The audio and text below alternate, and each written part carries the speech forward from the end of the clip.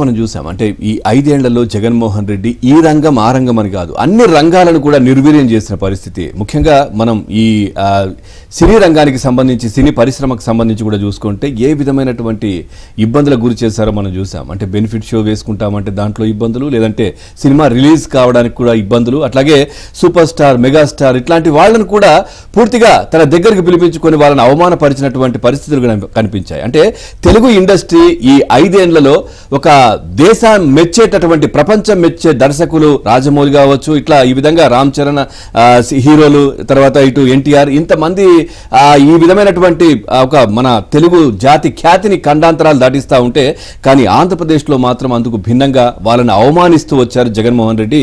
ఇక రేపు deputy CM Pawan కళ్యాణ్తో నిర్మాతలు భేటీ అవుతున్నారు వాళ్ళకున్న సమస్యలు చెప్పుకోవడానికి. రైట్, చూద్దాం. నాడు వెలుగులు నింపిన వెండి తెర నేడు వెలవెలబోతోంది. కర్ణుడి చావుకు 100 కారణాలు అన్నట్లుగా సినీ రంగం కుదేలు కావడానికి ఎన్నెన్నో కారణాలు. అందుబాటులోకి వచ్చిన సాంకేతికత కొత్త దెబ్బ కొడితే, గత ప్రభుత్వం ఏపీలో సినిమా రంగాన్ని కక్షపూరితంగా చావు దెబ్బ కొట్టింది. ప్రత్యక్షంగా వేలాది మంది, పరోక్షంగా లక్షలాది మంది జీవించే సినీ పరిశ్రమను ఆదుకోవాలని అగ్ర హీరోలు అర్థిస్తే, సీఎం హోదాలో ఆదుకోవాల్సిన జగన్ వారిని అవమానించిన తీరు అందరినీ విస్మయపరిచింది. ఇక కొత్త సినిమాలు వచ్చినప్పుడల్లా టికెట్ రేట్లపై ఆంక్షలు, తనిఖీలు పేరుతో ఇబ్బందులు పెట్టడంతో నిర్మాతలు భారీగా దెబ్బతిన్నారు. ఇప్పుడు కూటమి ప్రభుత్వం అధికారంలోకి రావడం, సీఎం, డిప్యూటీ సీఎంగా చంద్రబాబు, పవన్ కళ్యాణ్లు బాధ్యతలు చేపట్టడంతో వారిని కలిసి తమ ఇబ్బందులు విన్నవించుకునేందుకు పలువురు సినీ పెద్దలు ఇవాళ విజయవాడకు రానున్నారు.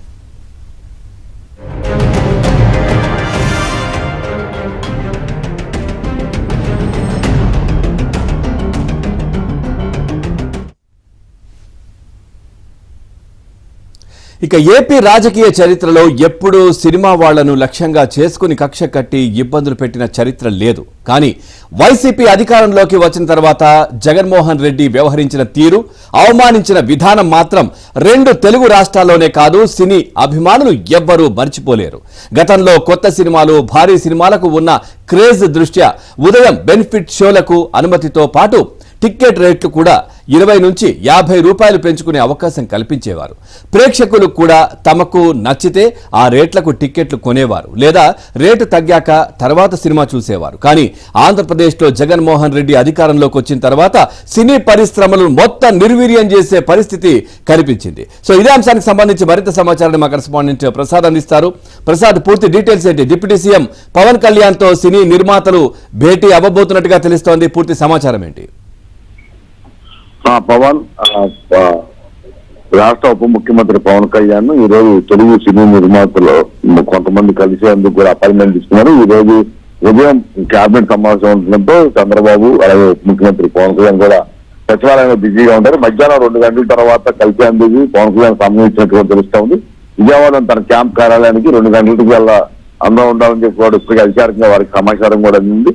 దీంతో వీరందరూ కూడా పవన్ కళ్యాణ్ కలిసి ప్రస్తుతం ఆ సినీ పరిశ్రమలో ఉన్న ప్రధానమైన సమస్యలు, ఎందుకంటే చాలా మొదటి నుంచి కూడా చాలా ఇబ్బందులు ఉన్నప్పుడు కూడా ప్రస్తుతం ఇప్పుడు సినీ రంగం నిలదొక్కుకోవడానికి ప్రభుత్వ పరంగా చేపట్టాల్సిన చర్యలపై మాత్రమే ఒక వినతి పత్రం అందజేసే అవకాశం ఉంది. దానికి సంబంధించి పవన్ కళ్యాణ్ కూడా పవర్ స్టార్ గా సినీ రంగంలో ఉన్న కష్టాలు, బాధలు, ఇబ్బందులు అన్ని తెలిసిన వ్యక్తి కాబట్టి అతను అర్థం చేసుకుని చంద్రబాబు దృష్టికి తీసుకెళ్లి సమస్య పరిష్కారం కృషి చేస్తారని కూడా వీళ్ళు భావిస్తున్నారు.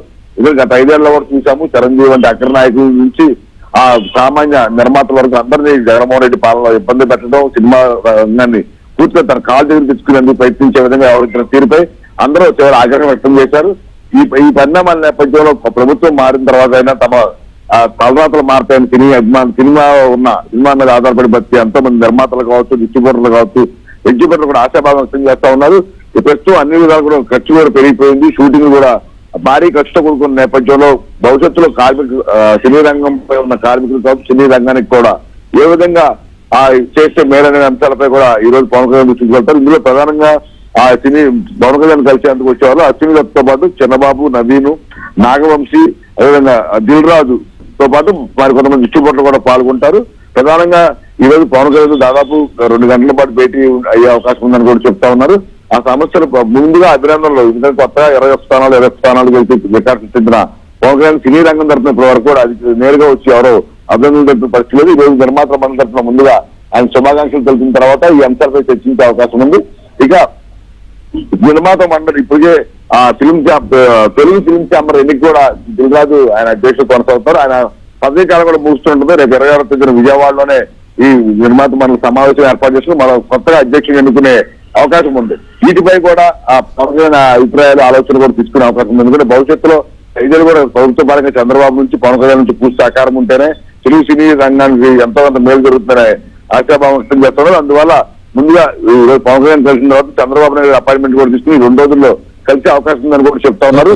ఆ తర్వాత ఆ నిర్మాతల మండలి అధ్యక్షుడు ఎన్నికల తర్వాత ఈ అంశాల వారీగా సినీ రంగ పరిశ్రమలకు సంబంధించి ప్రభుత్వం ఏ విధంగా స్పందించాలి, తమకు ఏ విధంగా సాయం అందాలంపై కూడా ఒక వింత పత్రం అందజేసి తద్వారా సహాయాన్ని కోరే అవకాశం ఉందని కూడా చెప్తున్నారు.